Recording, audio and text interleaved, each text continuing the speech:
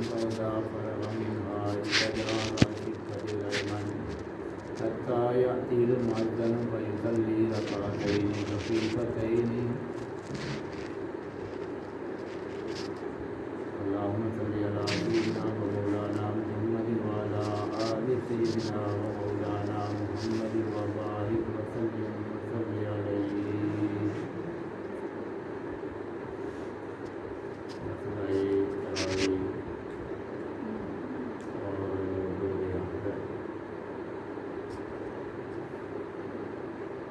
انسان جب اپنی مرضی سے زندگی گزارتا ہے اللہ رب العزت کے پیغمبر کی شریعت کا مذاق کرتا ہے اور پیغمبر دو عالم صلی اللہ علیہ وسلم کی شریعت کی دھجیاں بکھیر دیتا ہے. جب اپنی مرضی کا دین بناتا ہے، اپنی شریعت بناتا ہے، اسے دین میں مشکلیں نظر آتی ہیں، کٹھن نظر آتا ہے، دقیق مسائل نظر آتے ہیں، مشکلات نظر آتی ہیں، دین بڑا اسے مشکل لگتا ہے. جب بندہ اپنی نفسانی خواہشات پر عمل کرتا ہے تو اس کے لیے دین پر چلنا بہت مشکل ہے. مسئلہ تراویح کوئی اتنا بڑا مسئلہ نہیں ہے جتنا ہمارے ملک میں بنایا گیا ہے. اسے بنایا گیا ہے، بنا نہیں. کچھ ہمارے دوست بڑے محترم لوگوں کو دعوتیں دیں گے، ہم اہل الحدیث ہیں، ہم حدیث پر عمل کرتے ہیں، ہمارے پاس آؤ ہم حدیث سکھاتے ہیں. تو ہمارے استاد محترم فرمایا کرتے تھے قاری محمد چند صاحب متضل لالی، وہ ایک مرتبہ راولپنڈی میں دورہ تفسیر کے حوالے سے آئے اور رد مقابل ادیان پڑھانے لگے تو کہنے لگے یہ اہل حدیث نہیں ہے، یہ اہل حدث ہیں. حدث کا معنی تھا پیشاب والا، اہل حدث پیشاب والا، اور اہل حدیث کا معنی ہوتا ہے حدیث والا. اور اہل حدث پیشاب کو کہتے ہیں، پاخانے کو کہتے ہیں. وہ کہتے ہیں یہ اتنی بڑی گندگی ہے، اتنی بڑی نجاست ہے کہ یہ اپنے آپ کے ساتھ اہل حدیث لکھاتے ہیں. انہیں پتہ ہی نہیں ہے حدیث ہے کیا، شریعت مصطفیٰ ہے کیا. اور آپ دیکھیں، آپ عجیب ان کا تماشا لکھیں، ان اشتہار بنا ہوگا ان کا. ایک طرف حرم شریف کی تصویر ہوگی اور دوسری طرف نبی پاک صلی اللہ علیہ وسلم کے روضے کی تصویر نہیں بنائی ہوگی، کھجوروں کی تصویر ہوگی، کھجوروں کے باغات بنے ہوں گے. ان کی مسجدوں میں آپ دیکھیں خانہ کعبہ ہے ایک طرف اور دوسری طرف کھجور کے باغات ہیں. اسے میرے نبی سے پیار نہیں ہے، اسے کھجوروں کے ڈالر کے ساتھ پیار ہے، اسے اس کرنسی کے ساتھ پیار ہے، اسے پیسے کے ساتھ پیار ہے، مال و دولت کے ساتھ پیار ہے. اگر میرے نبی کے ساتھ پیار ہوتا تو دوسری طرف روضہ رسول اللہ کی تصویر ہوتی. تو روضہ رسول اللہ کی تصویر نہیں ہے، اس کو کہتے ہیں، یہ کہتے ہیں شرک ہے یہ تصویریں رکھنا. تو وہاں کیوں رکھی ہوئی ہیں تصویریں؟ انہوں نے سعودی عرب والوں نے بنانے کی دی ہیں. ان کی تو جا نمازیں آتی ہیں اس پر بنی ہوتی ہیں. جو ترکی سے جا نمازیں آتی ہیں، دیگر ممالک سے آتی ہیں، ان کے اوپر یہ مسئلے پر بنی ہوتی ہیں. اگر وہ اس کو منحوس اور شرک کہتے ہیں تو وہ چھاپتے کیوں ہیں؟ ان کو تو چھاپنے ہی نہیں چاہیے، یہ شرک ہے. تو ان کا حیات وحید الزمان بہت بڑا مولوی ہے محمد حسین بٹالوی. یہ اصل بٹالہ تھا، اصل بٹالہ یہ اس گاؤں کا رہنے والا تھا. اور یہ ایسا بدماش قسم کا آدمی ہے جسے قرآن اور حدیث کی فہم ہی نہیں ہے. جب دارالعلوم دیوبند کے علماء نے فتویٰ دیا کہ انگریز کے ساتھ لڑائی جہاد کرنا فرض عین ہے، اس نے دو بندے کھڑے کیے، محمد حسین بٹالوی، احمد رضا خان بریلوی، اعلیٰ حضرت کھڑے کیے ہیں اور ان دونوں کو پیسے دیے ہیں کہ تم جہاد کی منسوخیت کے فتوے دو. محمد حسین بٹالوی کھڑا ہوا، اس نے کہا بر صغیر میں جہاد نہیں ہے انگریز کے خلاف، اس لیے کہ جہاد کے لیے ضروری ہے کہ ایک قائد اسلامی ہو اور مسلمانوں پر ظلم ہوتا ہو اور وہ دارالحرب بنایا گیا ہو، اس وقت جہاد کرنا فرض ہو جاتا ہے، لہذا جہاد فرض نہیں. پیسے لیے ہوئے تھے، پیسوں پر آج بھی یہ بکنے والے ہیں، یہ آج بھی ڈالروں پر بکنے والے ہیں. تو محمد حسین بٹالوی نے پہلے بتایا، انگریز کے دور میں اس نے یہ کام کیا. دوسرا احمد رضا خان بریلوی اعلیٰ حضرت وہ کھڑے ہوئے ہیں انہوں نے کہا جہاد کے لیے ایک امیر ہونا شرط ہے، اور امیر بھی مسلمان ہو، جیسے عمر رضی اللہ تعالیٰ عنہ تھے، یا ابو بکر صدیق تھے، یا عثمان، یا علی امیر معاویہ، اس طرح کا کوئی سپہ سالار نہیں ہے، لہذا جہاد بھی نہیں۔ ان دونوں کا کباڑہ ہو گیا۔ فتویٰ دیا شیخ الہند، اور شیخ الہند کے شاگرد مولانا حسین احمد بدری نے، انہوں نے عدالت کے اندر کھڑے ہو کر فتویٰ دیا کہ اس انگریز کے خلاف بغاوت کرنا حق ہے، دین ہے، شریعت ہے۔ انگریز نے کہا تم نے اتنی سخت تقریر کی ہے، تو حسین احمد مدنی فرماتے ہیں میں نے سخت تقریر نہیں کی ہے، میں تو اللہ کے نبی کا قرآن اور حدیث سناتا ہوں۔ تو جج کہنے لگا اس کی سزا پتہ ہے کیا ہے؟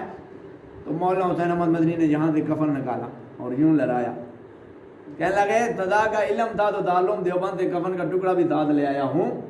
انگریز تیری ذریت پر لعنت ہے، بے شمار لعنت ہے، تو جو مرضی کر کے دکھا، ہم علماء دیوبند دبنے والے نہیں، یہ غیر مقلد تھے جو دب گئے، یہ اعلیٰ حضرت کی نسل تھی جو دب گئی ہے، یہ وہی لوگ ہیں جو ہر حکومت کے پیچھے چلنے والے ہیں۔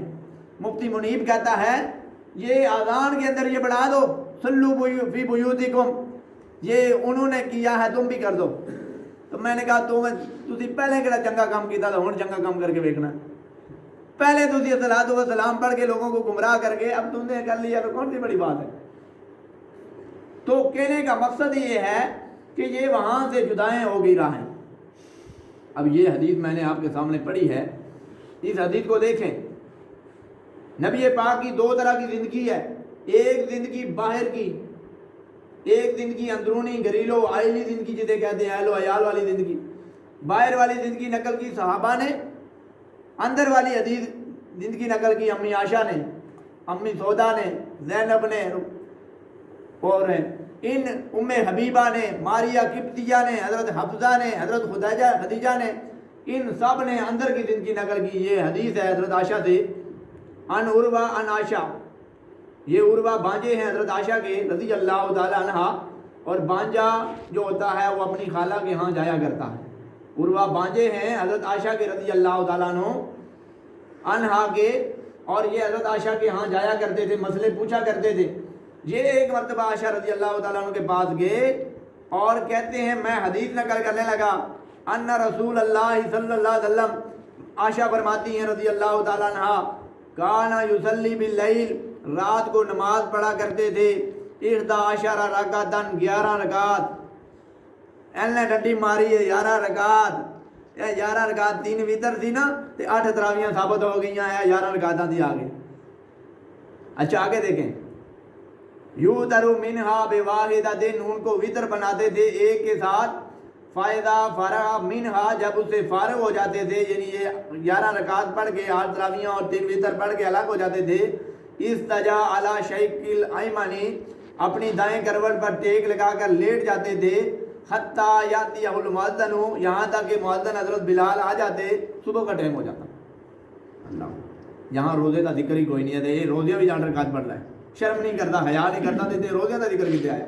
حتیٰ یاتیہ، یہاں آتا نا سحری کا وقت آ گیا، سحری کے لیے اٹھانے کے لیے آ گیا، یہاں وہ ذکر ہی نہیں ہے۔ حتیٰ یاتیہ المؤذن، یہاں تک کہ مؤذن حضرت بلال آ گئے، فیصلی رکعتین خفیفتین، میرے نبی جلدی سے اٹھے، وضو کیا، وضو نہیں کیا، وضو بھی نہیں کیا، یصلی رکعت، تو وضو بھی کر کے دینا ہے، تو وضو بھی کرنا ہے، میرے نبی نے وضو ہی نہیں کیا، پہلے وضو تو نہ کر، پھر بغیر وضو پر تو پوری نبی سے سنت عمل کر۔ کیوں نہیں کیا وضو؟ وضو اس لیے نہیں کیا، باقی ساری کائنات سو جائے اس کا وضو ٹوٹ جاتا ہے، میرا نبی سو جائے اس کا وضو نہیں ٹوٹتا۔ نبوت کی یہ خاصیت ہے، یہ نبوت، ہم نبوت جیسے کب ہو سکتے ہیں؟ ہم نے کب کہا ہم نبی جیسے ہیں؟ یا نبی زیادہ بڑا پر آئے؟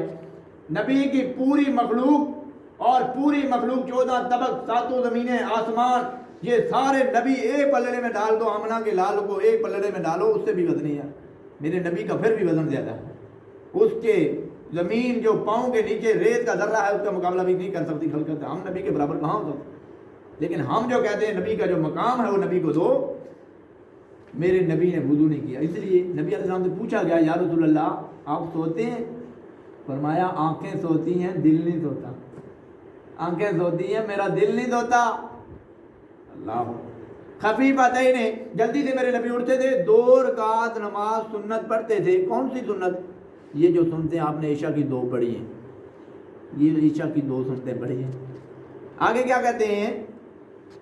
آگے کہتے ہیں قالت کان رسول اللہ صلی اللہ علیہ وسلم یصلی فیما بین یفرغ من صلاۃ العشاء، جب نبی علیہ السلام عشاء کی نماز سے فارغ ہو جاتے تھے، یعنی فرض پڑھاتے تھے، وہی الذی یدعو الناس الاتم الی الفجر 11 رکعۃ، اور یہاں تک کہ دعا مانگتے لوگ چھوڑ کر چلے جاتے اتم اپنے گھروں کو الی الفجر، فجر کا انتظار کرنے کے لیے، 11 رکعۃ، رات کے پچھلے پہر میرے نبی اٹھتے تھے اور 11 رکعت پڑھتے تھے، یسلمو بین کل رکعتین، ہر 2 رکعتوں کے درمیان سلام بھی پھرتے تھے۔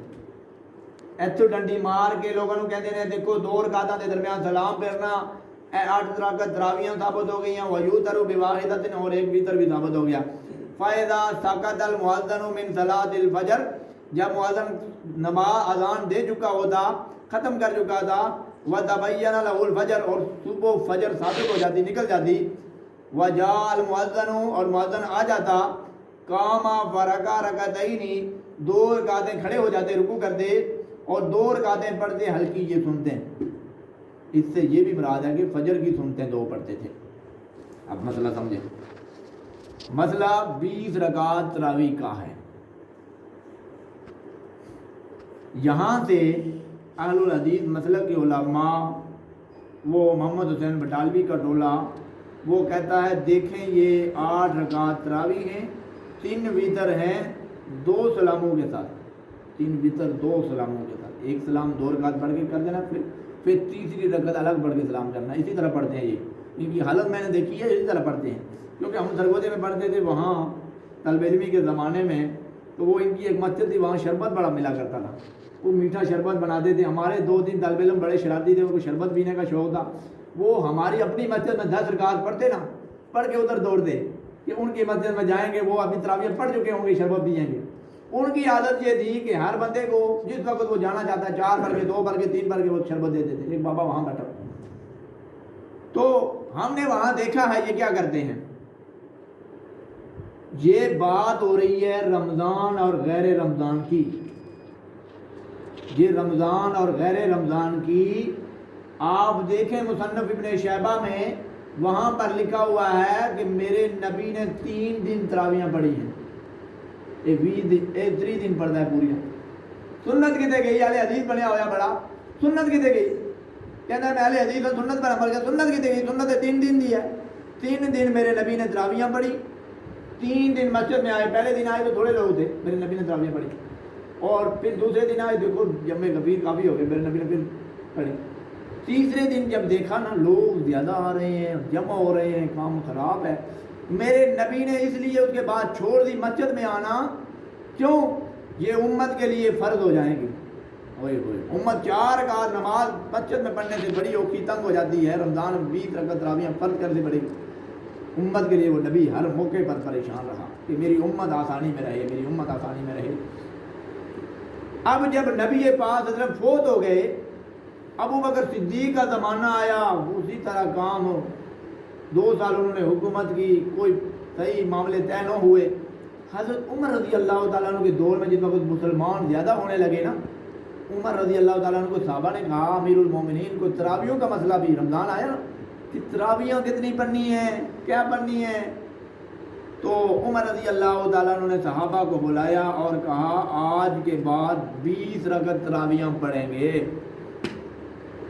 عمر رضی اللہ، ان سے پوچھا جاتا ہے قرآن میں تراویح کا ثبوت دکھاؤ، کہتے ہیں حدیث میں ہے، حدیث میں پوچھو کہاں ہے، بخاری میں ہے، بخاری سے دیکھو، بخاری میں نبی پاک کی کوئی حدیث ہو کہ تراویحیں پڑھو، 8 تراویحیں پڑھو۔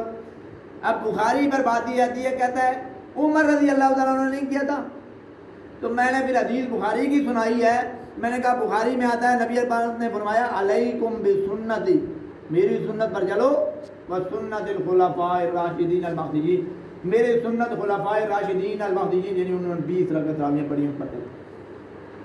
تو یہ وہ ٹولہ ہے جنہوں نے یہ کام خراب کرنے کی کوشش کی ہے۔ اچھا ان سے پوچھا جاتا ہے آپ 8 کیوں پڑھتے ہیں؟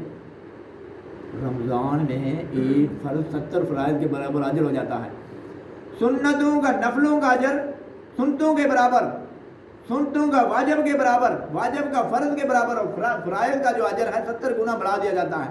یہ 8 پڑھ کے نا تے 12 دے جڑا اجر ہے وہ دے کولوں محروم ہو جاتے ہیں۔ یہ ایسے منحوس ہیں۔ رمضان میں بندہ زیادہ عبادت کرتا ہے کہ عبادت کو گھٹاتا ہے؟ میرے آپ حقیقی بات کریں، عقلی دلیل ہے، عقل کے طور پر سوچیں کہ رمضان میں وہ بے نمازی بھی ہے جو نماز پڑھتا ہی نہیں ہے، وہ مسجد میں آ جاتا ہے، وہ چاہتا ہے یار میں 4-5 نفل پڑھ لوں، اس کو اگر 20 رکعت تراویح مل جائیں وہ بہتر نہیں۔ ہوا کیسے؟ یہ کیسے ہوا؟ حرم شریف جو ہے نا، یہ مکے والے ہر 2 رکعت تراویح پڑھ کے اس کے بعد بیت اللہ کا طواف کر لیا کرتے ہیں۔ مدینے والوں نے سوچا کہ ہم کیسے طواف کریں گے، ہمارے پاس تو بیت اللہ نہیں ہے۔ انہوں نے کہا ہم 2 رکعت پڑھ لیتے ہیں اتنی دیر۔ اب مدینے میں 36 تراویح ہوتی ہیں، مکے میں 20، 4 24، 4 فرض بھی پڑھ جاتے ہیں، اور مدینے میں 36 تراویح ہوتی ہیں۔ وہ جو 2 طواف کرتے تھے نا، ان کے دوران انہوں نے نفل پڑھنے شروع کر دیے۔ وہ ملاتے کو 36 تراویح مدینے میں پڑھی جاتی ہیں، اور مکے میں 2 امام پڑھاتے ہیں، 2 قاری، ایک قاری صاحب 8 رکعت تراویح پڑھاتے ہیں، اور دوسرے قاری صاحب 12 رکعت تراویح اور وتر پڑھاتے ہیں۔ ایک 8 رکعت اور 4 فرض پڑھاتے ہیں، دوسرے 12 رکعت اور 3 وتر پڑھاتے ہیں۔ تو یہ وہاں سے مسئلہ نکلا جب ان سے پوچھا جاتا ہے یہ تو تہجد کی نماز مراد ہے۔ اب یقینی گل کرو، پچھلے پیر بندہ کہڑی نماز پڑھتا؟ تہجد ہی پڑھتا یا تراویح پڑھتا؟ تہجد کی پڑھتا ہے۔ آپ میں سے کوئی سو جائے اور 12 بجے 2 بجے اٹھ کے کہے میں تراویح پڑھتا ہوں، اس دن تراویح ہو جائیں گے؟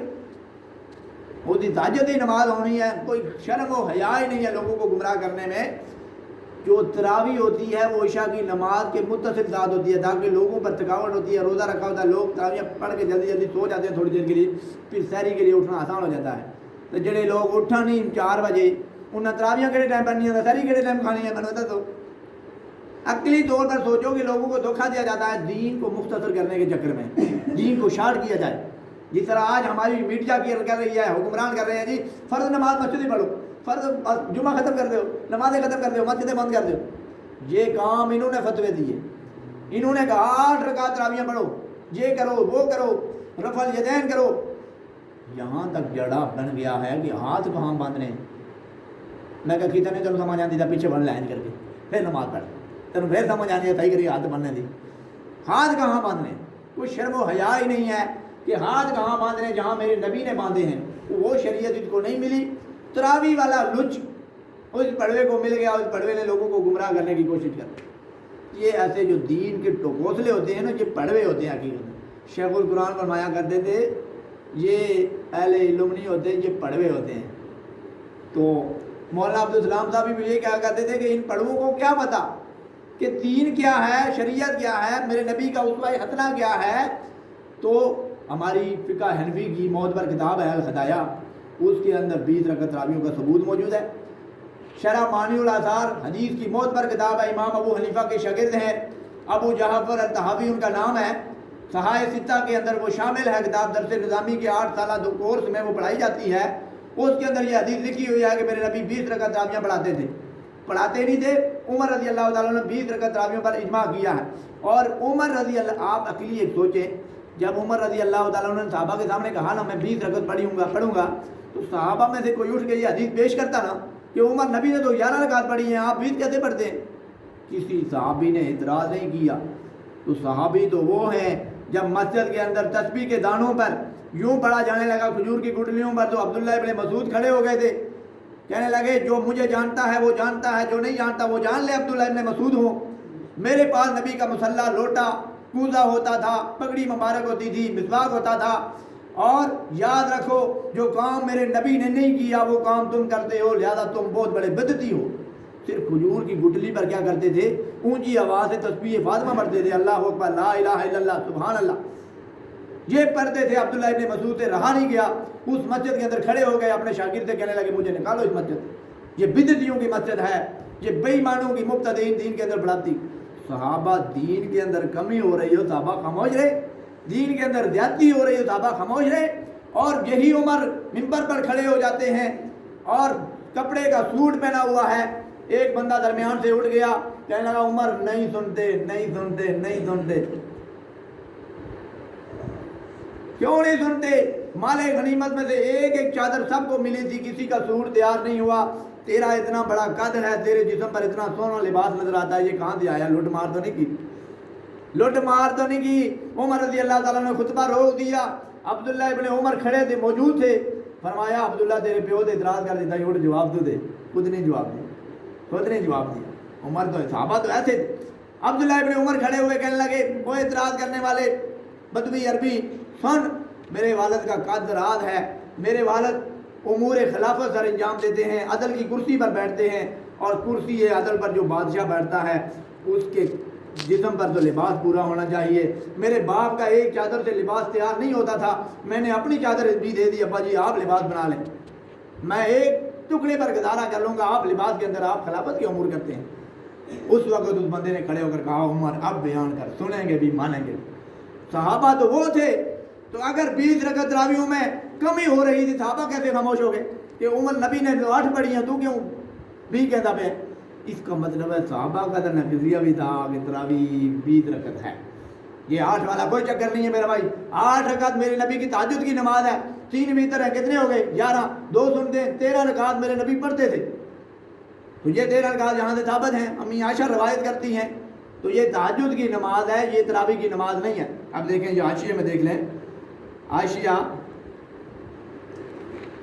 باب صلاۃ اللیل وعدۃ الرکعت نبی صلی اللہ علیہ وسلم، اس میں کیا لکھتے ہیں؟ کان لا یزید فی الرمضان ولا غیرہ علی احد 10 رکعت 4 و 3 عنہا. کہتے ہیں نہ رمضان کے اندر اس پر زیادتی کرتے تھے اور نہ ان پر کمی کرتے تھے. رمضان کی 20 تراویحاں اپنی جگہ پر، تہجد بھی اپنی جگہ پر. اللہ اکبر. مزہ تو تب ہے میرا نبی رمضان میں پڑھے 8 اور رمضان گزر جاوے تے پڑھے 8 تے رمضان بھی جی پڑھے 8 تے فرق کیڑا ہویا نبی دے وچ؟ پھر فرق دسو مینوں کیڑا ہویا ہے؟ حالانکہ اللہ کہتا ہے قم اللیل الا قلیلا، میرا محبوب تو مینوں ایڈا خوش کر دیتا ہی نا نمازاں پڑھ پڑھ کے عبادت کر کر کے، ہن تھوڑی دیر آرام کر لیا کر. مزہ تو تب ہے کہ رمضان میں بھی 8 پڑھتے اور 20 بھی پڑھتے، تب مزہ ہے. میرے نبی کی عزت کے اندر کمی نہیں آتی. تم نے تو میرے نبی کی عزت ہی نیچی کر دی کہ رمضان بھی جی 8 پڑھ دیتی تھا، غیر رمضان بھی جی 8 پڑھ دیتی تھا. نبی دی شان کیڑی بیان کی ہے؟ کیڑی نبی دی شان دی ڈنڈا لایا تو یہاں پر دیکھیں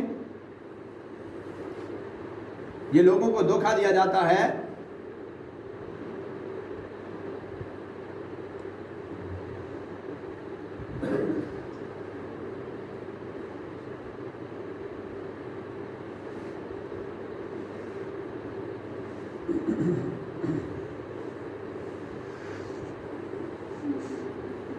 اچھا یہ دیکھیں وقالا رد علی شافعی و اصحابی بقول ان الاستجاب بعد رکعت الفجر سنت قال مذاہب بدعت.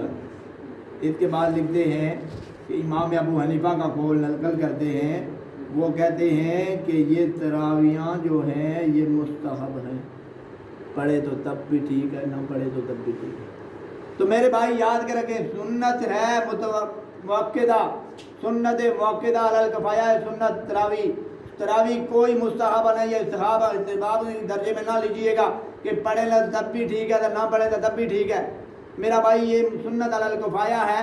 بستی میں سے بعض لوگوں نے اگر تراویحاں نہیں پڑھی سب گناہ گار ہیں، اور اگر چند نے پڑھ لی تو سب کی طرف سے کفایہ ادا ہو جاتا ہے. جیسے فرض نماز کفایہ جنازے کا نماز جنازہ ہے، فرض کفایہ ایسی ہے. تو اس لیے یہ کوشش کریں. دوسری بات کہ رمضان کے اندر ایک تراویح ایک قرآن کے اندر سنانا، قرآن کا قاری کیسا ہو، کیسے کیسے آدمی کے پیچھے تراویحاں صحیح ہیں. اس کے اندر یاد رکھیں اگر 14 سال کا بچہ ہے، قرآن کا حافظ ہے، صحیح قرآن پڑھ سکتا ہے، ترتیب کے ساتھ قرآن پڑھنا جانتا ہے، اس کے پیچھے آپ تراویح پڑھ سکتے ہیں کیونکہ وہ فرض نماز تو نہیں ہے، تراویحیں ہیں. تو ایک بار آئیں. دوسری بات ہے کہ تراویح جو ہے وہ سنت علی الکفایہ ہے.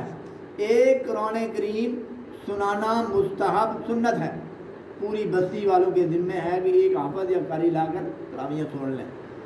اور دوسری بات یہ ہے کہ یہ جو صورتوں پر پڑھاتے ہیں میرے بھائی، صورتیں کو قرآن تو بکریاں نے، صورتیں بھی تو قرآن کا حصہ نے. اگر صورتوں پر پڑھاتے ہیں تو یہ بھی زیادہ بہتر اچھا ہے، یہ بھی کام مسنون ہے ضرور. کیوں کہ آج وہ ہمارے جو ہے نا پھیپھڑے گردے معدے وہ کمزور ہو چکے، ہمارے اعضائے جسمانی بہت کمزور ہو چکے ہیں، پانی پی کے وہ پہلی طاقتیں ختم ہو گئی، لوگ وہ رات تک جگتے رہتے تھے اور تراویحیں پڑھ لیتے تھے، ابھی وہ طاقتیں بہت ختم ہو گئی۔ ابھی جو بندہ کھڑا ہوتا ہے دور کا تراویح میں، اس میں تو اس کو ایک دم حاجت آ جاتی ہے، پیشاب کی یا ہوا کی یا اور کوئی مسئلہ ہو جاتا ہے، وہ تراویح سے نکل۔ اس لیے اس دور میں جو قرآن کا قاری ہے اس کو بہت سپیڈ سے پڑھانی ہو، تراویح جتنی سپیڈ سے پڑھائیں اتنا زیادہ بہتر ہے۔ کیوں؟ اس کی وجہ یہ ہے کہ بیمار مریض لاغر بندے پیچھے کھڑے نہیں ہو سکتے۔ اگر کوئی ہمارے قاری صاحب ہیں وہ 15 پارے پورے رمضان میں پڑھاتے ہیں، جب وہ سلام پھرتے ہیں ایک بندہ پیچھے کھڑا ہوتا ہے بس۔ میں کہ تسی کیوں نہیں تراویح پڑھتے؟ انہوں نے کہا قاری صاحب آسان خوبصورت تلفظ کے ساتھ قرات کے ساتھ ایک رکوع پڑھتے ہیں، پھر دوسرا پھر تیسرا، بڑے آسان اور آرام سے پڑھتے ہیں جیسے بندہ نماز پڑھ رہا ہے۔ ہم نہیں کھلو سکتے تھے، ہم نے تو والی بال بھی کھیلنا ہوتا ہے، کرکٹ بھی کھیلنا ہوتا ہے رات کو تراویح کے بعد۔ تو یہ انہوں نے کہا اللہ کے بندوں صرف 15 پارے انہوں نے سنے بڑی مشکل سے۔ میرا بھائی قرآن سنو، وہاں صورتیں سنیں، جو آپ مرضی سنیں۔ ایک خان صاحب کو لے کے تراویح پڑھانے کے لیے لطیفے کے طور پر سن لیں تو خان صاحب کو قرآن کریم یاد نہیں تھا، عالم بہت بڑے تھے، قرآن پاک نہیں یاد۔ تو وہ ایک ہماری درس نظامی میں کتاب ہوتی ہے قافیہ، وہ ان کو پوری زبانی یاد تھی، پوری زبانی یاد تھی۔ انہوں نے تراویحوں میں وہ شروع کر دی نا، الکلمہ کی بحث شروع کی اور وہ آگے جوار مجرور پڑھتے گئے 10-12 تراویحیں ہو گئی۔ جب پیچھے بابے کھڑے تھے انہوں نے کہا قرآن میں تو مالا تعلمون آتا ہے، تفعلون تتقون تذکرون تصومون شہر رمضان آتا ہے، یہ تو کوئی اور ہی کلام پڑھ رہا تھا ہمیں لگ رہا ہے۔ اتنے میں ادھر ایک بندہ آ گیا، وہ قرآن کا قاری تھا، وہ پیچھے سے آ کر کھڑا ہو گیا، اس نے سنا، انہوں نے کہا یہ تو قرآن نہیں پڑھتا گیا، کتاب پڑھتا بھی عربی تھی۔ سلام پھیرا، اس نے کہا خان صاحب تمہاری قرآن والی کتاب نہیں ہے، یہ تو منزل سناؤ، قرآن سناؤ، یہ کیا پڑھ رہے ہو؟ تو اس نے کہا خود ہمارا منزل پکا ہو رہا ہے، ہمارا قافیہ پکا ہو رہا ہے، ہمارا جو منطق والا کتاب ہے نا یہ پکا ہو رہا ہے، تمہیں سمجھ آئے نہ تھا تو ہمارا قافیہ پکا ہو رہا ہے۔ تو وہ بات ہے کہ بعض قاری ایسے ہیں جن کی سمجھ ہی نہیں آتی کیسے پڑھ رہے ہیں۔ ایک سرگودے میں قاری صاحب شیخ الحدیث پڑھا رہے تھے تراویحاں، پیچھے ایک نبینا حافظ صاحب کھڑے ہو گئے اور ان کو پتہ نہیں تھا کہ لقمہ کیسے دینا ہے۔ سامنے جو کھڑا ہوتا ہے وہ بھی ہوشاج بشاج ہونا چاہیے، اس کو پتہ ہو کہ کہاں سے بولنا ہے، کیا بتانا ہے اس کو۔ تو اس نے پیچھے سے ایک قاری صاحب بولے آگے تھے اور پیچھے سے سامان کہتا ہے ہنج تے نہیں ہے، وہ آیت بتانے کے بجائے وہ کہتا ہے ہنج تے نہیں ہے۔ وہ ساری سب بھی ہنس پڑی، پوری مسجد کے کھل کھلا کر ہنس پڑے کہ حافظ صاحب کو بھی نہیں پتا کہ قرآن کا کیا لقمہ دینا ہے، کیا قرات کرنی ہے، اور یہ اگلے کو بھی نہیں پتا۔ دوسری جگہ تراویح پڑھنے کے لیے ہم گئے، وہ جو قاری صاحب پڑھ رہے ہیں 3 پارے سے اور پیچھے ساما صاحب لقمہ دے رہے ہیں 6 پارے سے، بغسلوا وجوہکم ماشاءاللہ۔ وہ سلام پھیرن تو بعد قاری صاحب جو امام خطیب تھے، میں بھی بیٹھا ہوا تھا، میں نے کہا بات سنو، میں کہا تھوڑا ساما بڑا تیز ہے، وہ کہتا جلدی ختم ہو جائے جان چھڑائیے۔ وہ 3 پارا پڑھ لیا، 6 پارے سے لقمہ دے رہا تاکہ جلدی پہنچے گا، جان چھٹے۔ اب انہوں نے آپس میں صلاح کی ہوتی تھی قاری اور سامے نے کہ جہاں سے میں بھول جاؤں نا قاری صاحب نے، تو نے ادھر سے لقمہ نہیں دینا ہے، اور اس نے کیا کہنا ہے کہ جہاں سے میں لقمہ لے دوں گا نا وہیں سے نے لے لینا ہے لقمہ، آگے نہیں چلنا۔ وہ آیت نہیں پڑھنی، جہاں سے میں پڑھوں گا نا وہاں سے آپ نے پڑھ لینا، تاکہ نہ عوام کو پتہ لگے کیا کر رہے ہیں، یہ منزل کیا پکی ہو رہی ہے۔ تو میرا بھائی سامع کو بھی پتہ ہونا چاہیے، قاری کو بھی پتہ ہونا چاہیے۔ تو یہ چیزیں اس لیے علماء نے کہا کہ صورتیں پڑھائیں۔ میں ایک جگہ تراویح پڑھانے کے لیے گیا تو وہاں سیکٹری وزیر اعظم کے پیچھے موجود تھا، میرے وہ تراویح پڑھتا تھا پوری 30 رمضان اسے میرے پیچھے تراویح پڑھی ہیں۔ وزیر اعظم کا سیکٹری تھا، وزیر اعظم نواز شریف کا، اس کے دور میں رہا ہے، زرداری کے دور میں بھی رہا، پرویز مشرف کے دور میں بھی، ابھی ریٹائر ہو گیا۔ تو انور گلیور صاحب بڑا قابل آدمی ہے، بولنے والا، اسٹیج پر تقریر کرنے والا، علماء کی مجلس میں ہر معاملے میں بڑے لوگوں کو ویلفیئر لے کر دیے ہیں، دین کے کام بھی بڑے کیے ہیں، علماء کے ساتھ بڑا محبت ہے۔ تو کہتا ہے قاری صاحب